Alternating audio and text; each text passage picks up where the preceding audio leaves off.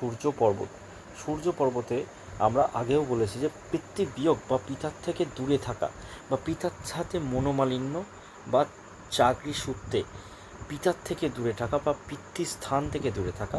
সব থেকে বড় যোগ হচ্ছে পিতা কম বয়সে মারা যাওয়ার যোগ। কিরম হাতের সূর্য পর্বতে দেখা যায় দেখুন, যখন এই যে আমাদের সূর্য লাইন উঠছে, সেই সূর্য লাইনের ওপর যদি কোনোভাবে ক্রস তৈরি হয়, তাহলে কিন্তু পিতার সাথে ডিস্টেন্স, পিতা মৃত্যু বা পিতার কম বয়সে মৃত্যু এবং পিতার থেকে ডিস্টেন্স, পিতার সাথে খারাপ সম্পর্ক এবং পিতৃস্থানীয় ব্যক্তিদের সাথে সম্পর্কের মধ্যে দূরত্ব বা কথাবার্তার মধ্যে দূরত্ব, এই জায়গাটা কিন্তু অ্যাস্ট্রোলজির এই সাইনটা এটা ইন্ডিকেট করে। এটা একটা দিক।